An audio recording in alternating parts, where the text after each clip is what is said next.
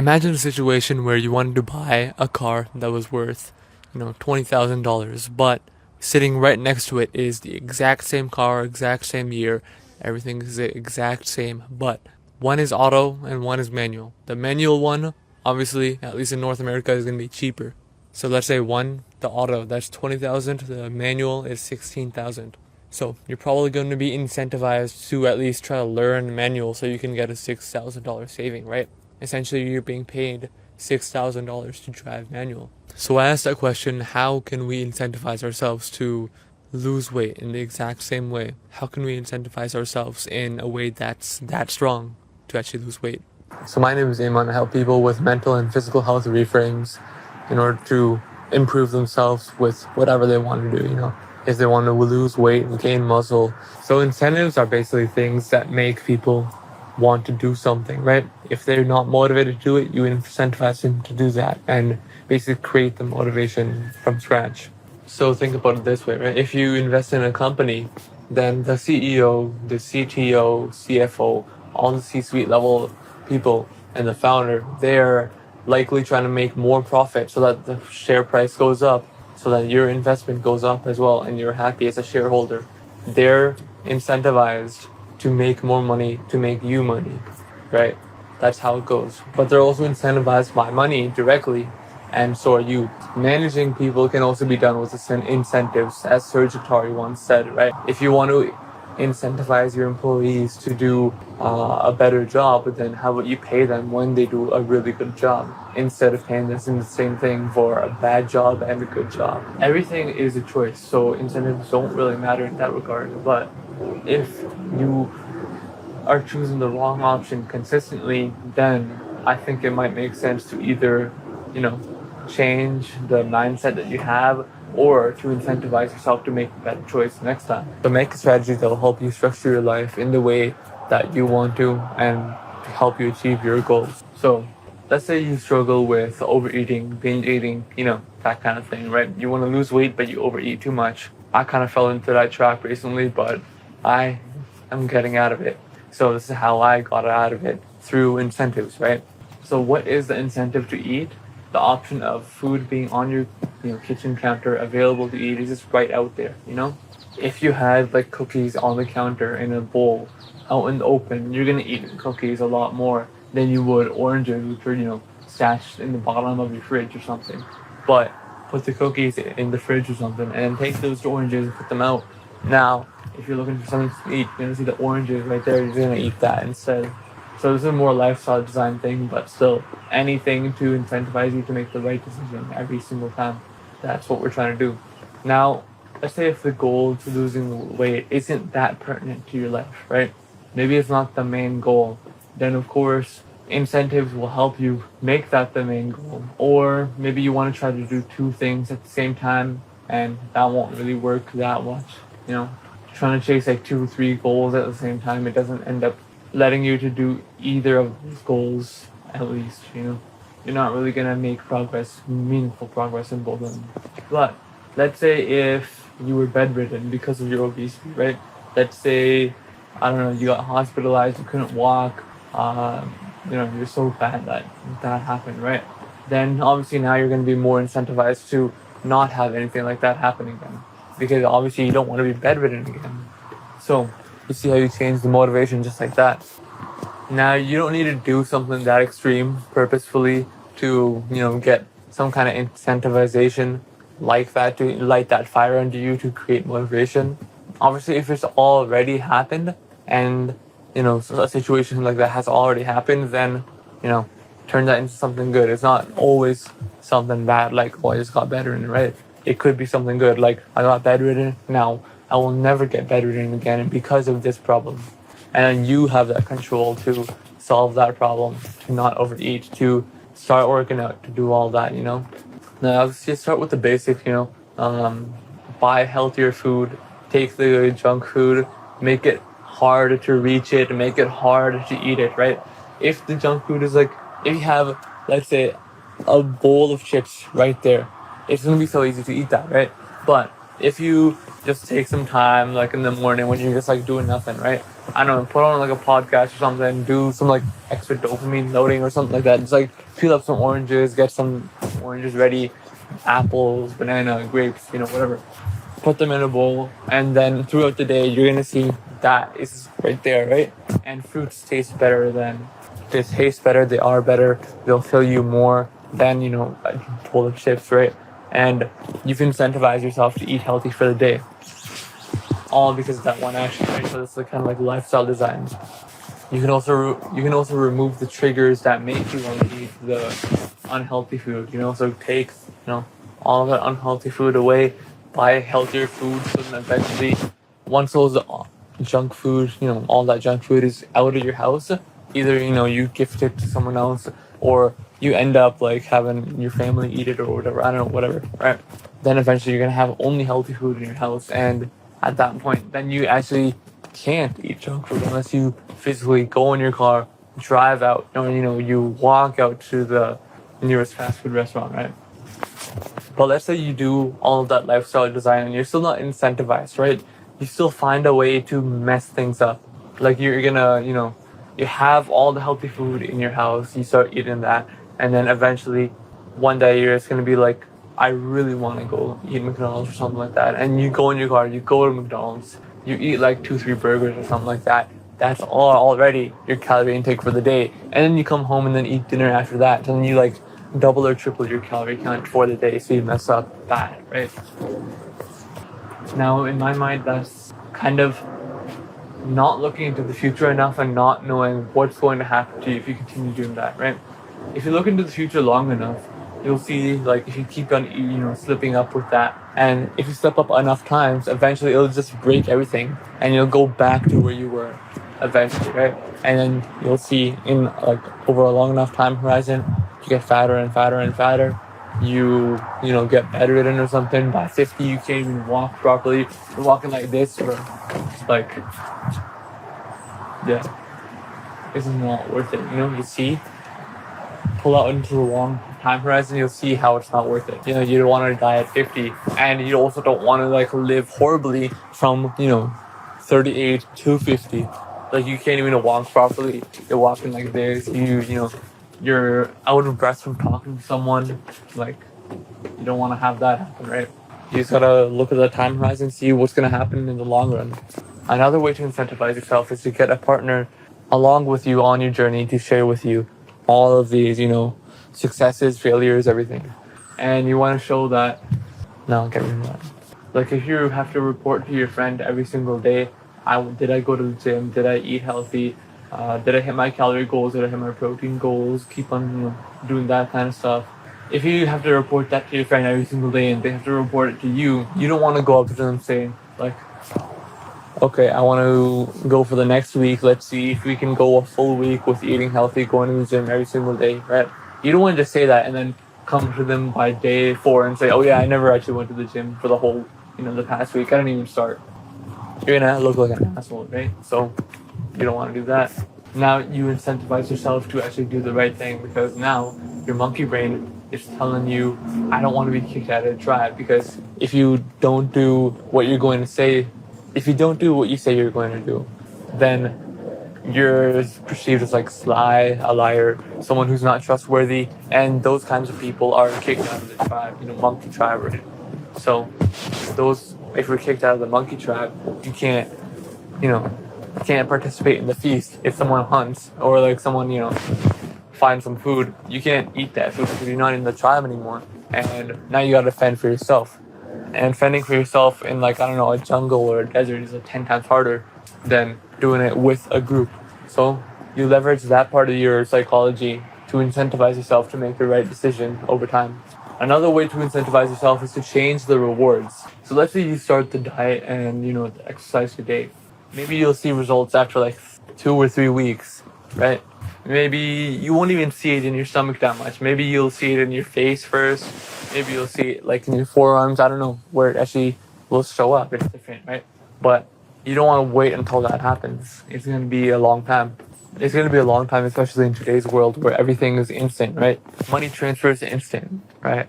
If you want to buy something on Amazon, instant.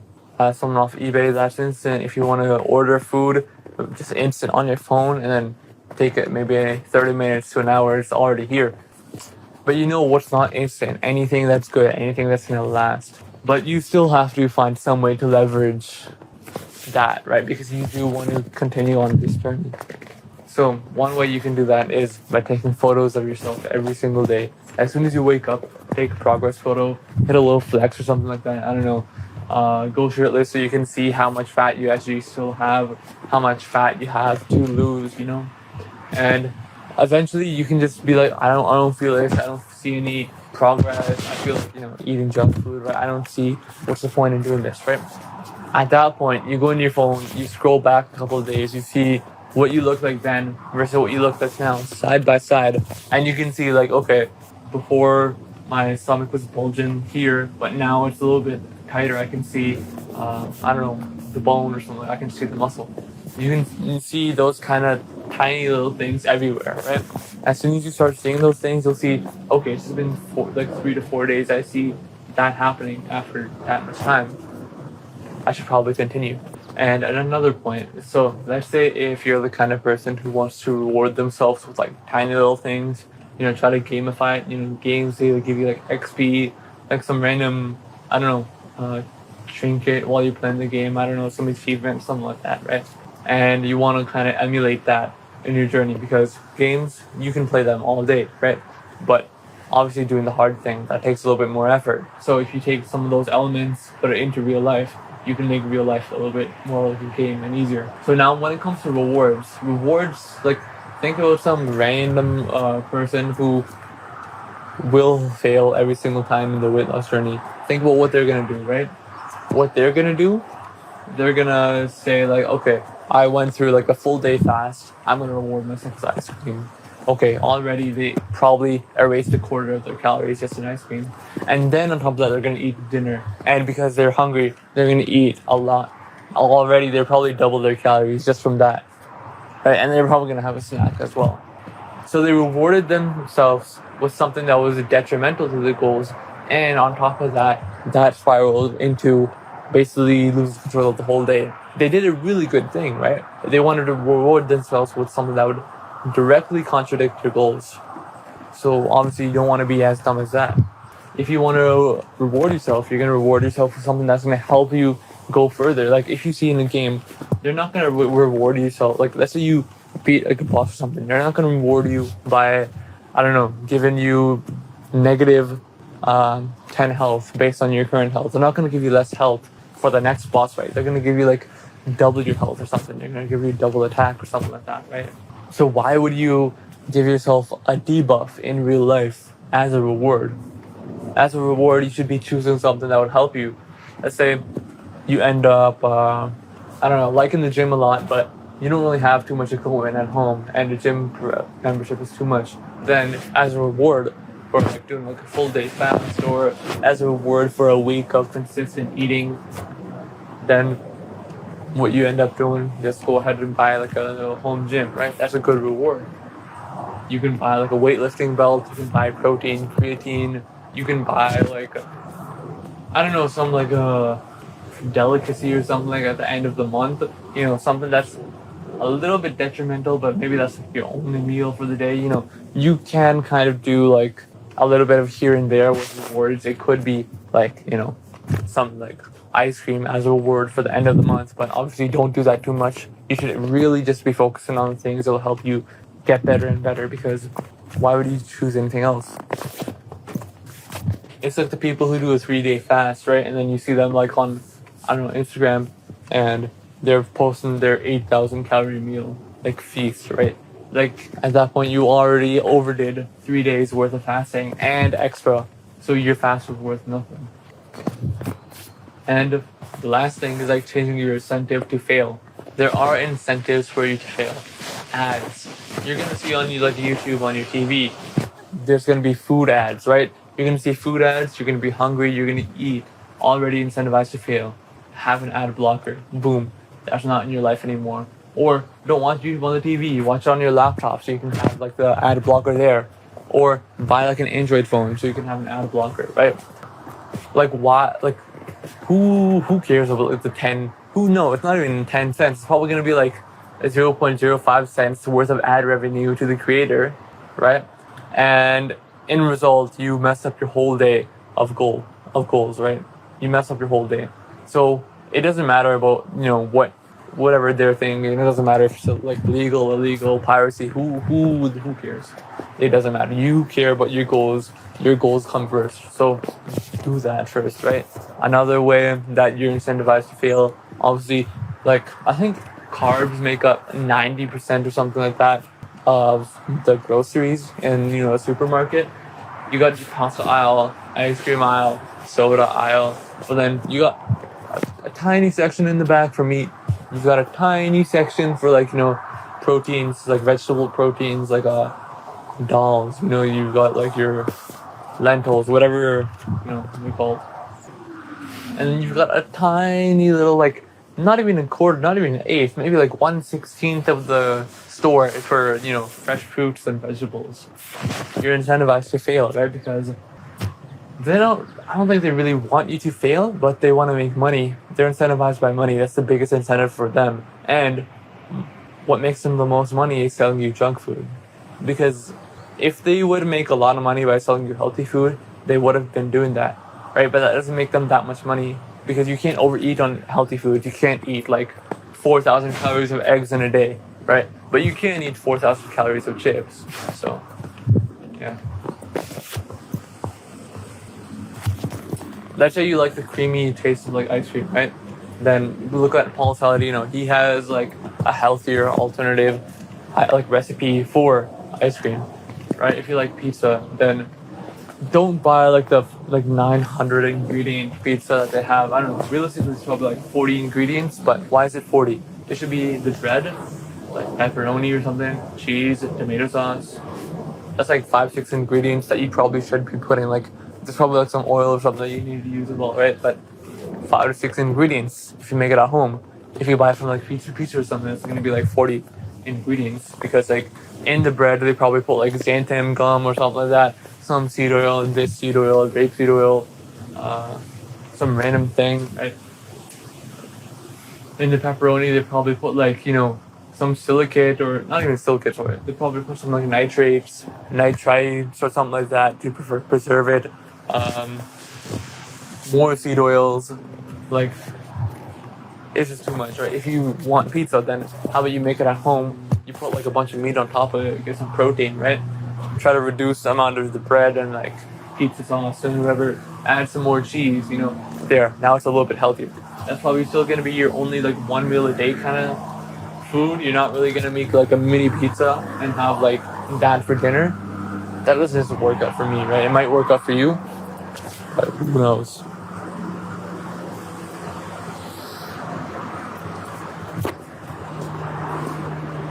Now, another way to incentivize yourself to not fail, right? Not a way to incentivize yourself to win, but a way to incentivize yourself to not fail is to gaslight yourself. So if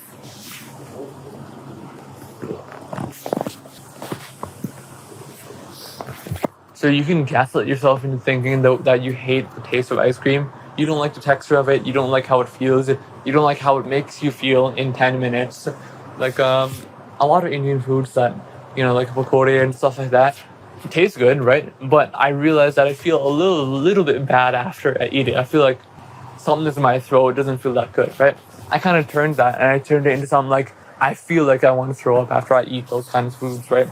I feel like it doesn't taste good, right? I gaslit myself into thinking that it's not really that good for me. Obviously, it isn't really, but I gaslit myself into thinking that I don't even want it, right? Like if someone gave it to me for free, I would be like, I don't really even want it. You can do the same with sugar and whatever else, whatever your vices are, right? And remember, another way to just focus on this is like focus on one thing at a time. If you try to like implement all of these at the same time, it might work, right? If it works, good, you saved a bunch of time. If it doesn't, try that first. And if you save the time, then boom, you just implement all of this in one go. If not, then just focus on one of these things at a time focus on it diligently for a couple of days, see every part of your life where you can make that improvement, and then go ahead and move on to the next tip. But basically, that's all I have for you. You can just incentivize yourself to not fail, incentivize yourself to eat better and whatever, right? And I also explained to you all of the ways that, how all these big companies, I don't exactly think that they're not evil, right? But they're incentivized by money. And because of that, then that money means that they're incentivized to provide you things that would make you eat a lot. So then you eat more of their products, they make more money. As you can see, you can't really do that with eggs. You can't eat like 32 eggs in one sitting. You can eat like 5 bags of chips in one sitting if you wanted, right? But yeah, that's just how it is. Now, if you like this video, you'll probably like any of my other videos on diet. I even have a video on where you can lose weight without tracking calories, without changing anything. It's just one simple change. It is a little bit of a tough change, but if you ease into it, it's gonna be nothing. Eventually, you'll be fine, right? But you can go ahead and click on that video somewhere on screen here. I don't know where it is, but I'll go ahead and see you in that video. And yeah.